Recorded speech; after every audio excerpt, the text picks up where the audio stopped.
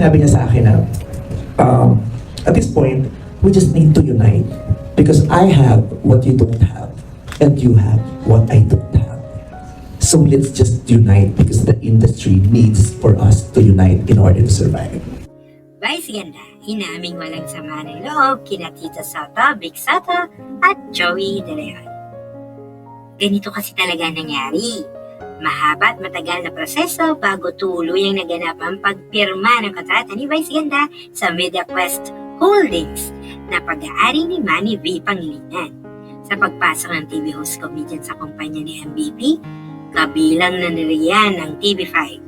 Ipinakilala siya bilang Queen of All Networks sa naganap na ceremonial event na tinawag na The Phenomenal Partnership. Inamin ng unkabogable box office superstar na nagdalawang isip siya na tanggapin ang offer ng MediaQuest dahil sa pagkakatsugi ng It's Showtime sa kapatid network noong 2023. Kasunod dito, natanong ang komedyante at content creator kung sumama din ba ang loob niya kina Tito Soto, Big Soto at Joey De Leon o TVJ nang pumasok at balaga sa TV5 after matanggal ng It's Showtime? Ito ang buong kuda ni Meme Vice. I allowed myself to ill muna. Parang valid naman siguro kung nagtampo ako. Pero I did not close doors. I did not burn bridges. Sabi ko nga, there was never a time na binabound mouth ko yung TV5 after that. Wala akong sama ng loob sa TVJ ha. TVJ has nothing to do with it.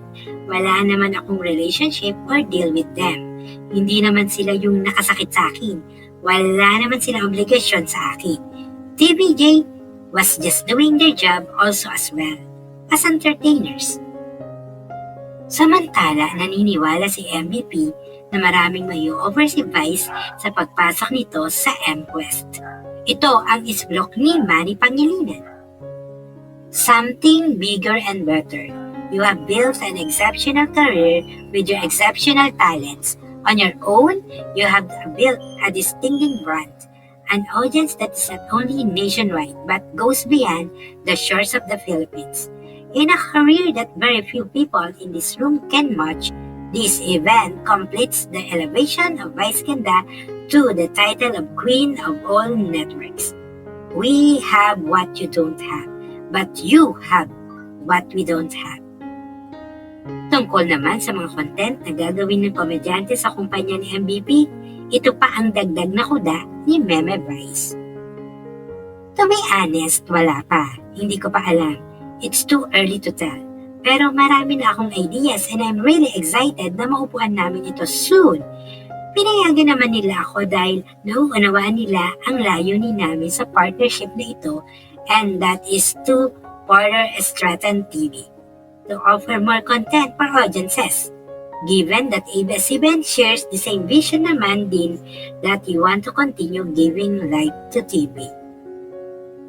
Jose Mariborja Vizaral, known professionally as Vice Ganda, is a Filipino comedian, television host, actor, singer, and businessman. Ipinanganak noong March 31, 1976 sa Tondo, Manila.